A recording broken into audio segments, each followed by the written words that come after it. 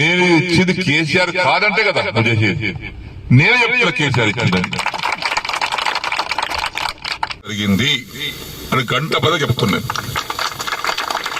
ఎవడు నాకు చెప్పాల్సిన అవసరం లేదు, నేనే సాక్ష్యం. అన్నం పెట్టుడు మరుస్తున్నా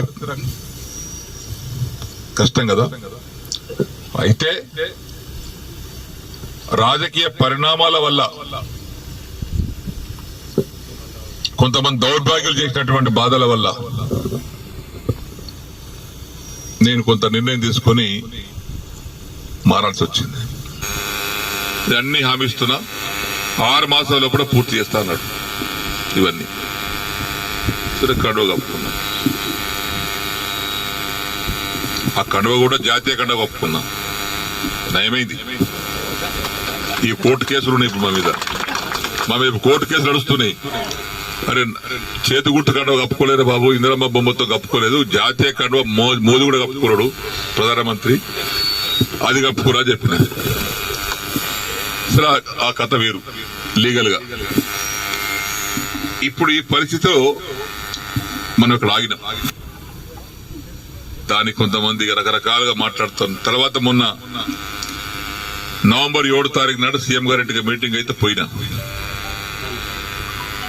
అందరు ఎమ్మెల్యేలకు మాట్లాడుతుంటే మాకు కూడా పిలిచాడు. అది ఫిరాయింపుదారుల ఎమ్మెల్యే మీటింగ్ పెడితే అందరం పోయినాం. మీటింగ్ అయినాక విడివిడిగా మాట్లాడి పోయినాం. పొంగులేటి శ్రీనివాస్ రెడ్డి కూర్చున్నాడు, బట్టి కూర్చున్నాడు ఆయన పొలిటికల్ ఆ ఛాంబర్లో. నేను పోయి శ్రీనివాస్ రెడ్డి రేవంత్ రెడ్డి గారు లేచాడు, కూర్చోసేనని అన్నాడు. ఒకటి అడిగితే సమాధానం చెప్పినా కూర్చుంటా అన్నా. ఏందన్నాడు, నేను నీకు 21 జూన్ నాడు నాకు కండువ కప్పిన రోజు నాకేమైనా పైసలు ఇచ్చినావా, నన్ను ఏమైనా కొన్నావా,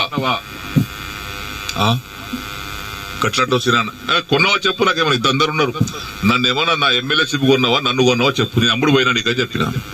లేదు, పోలేదు, ఇయ్యలేదు. దేనికోసం వచ్చినా, ఈ సమస్యల కోసం వచ్చిన. ఏమైనా అయిందా, ఏం కాలేదా, ఏమైంది, 100 కోట్లు ఎస్డిఎఫ్ ఉంటే 30 కోట్లు ఇచ్చారు. తర్వాత బంద్. దగ్గర 70 కోట్లు డబుల్ బెడ్రూమ్ ఉంటే 20 కోట్లు ఇచ్చి, 25 కోట్లు ఇచ్చి, 45 కోట్లు ఇవ్వాలి. బంద్. పనులన్నీ పేమెంట్ లేక ఆగిపోతున్నాయి. ఆ కాంట్రాక్ట్ పని చేయమంటే పేమెంట్ ఇవ్వమని అంటున్నాడు. దవాఖాన బాన్సుడు బంద్ అయింది, కోర్టు దవాఖాన బంద్ అయింది. సిద్ధపరిచారు వారి కాంట్రాక్ట్ 40 కోట్లు ఇవ్వాలి, వాడు బంద్ చేసిండు. మరి వీటి కోసం వచ్చినాయి కదా నేను.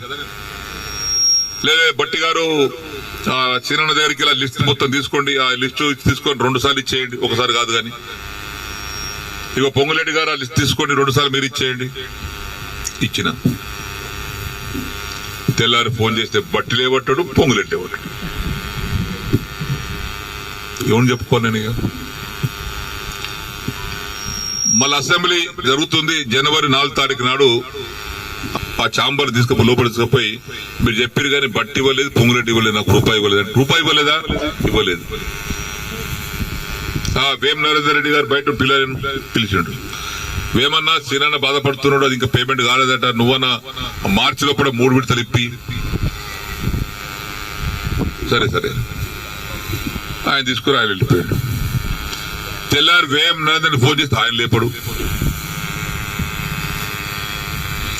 50 సార్లు చేసిన, ఒకసారి కాదు 50 సార్లు లేపడు.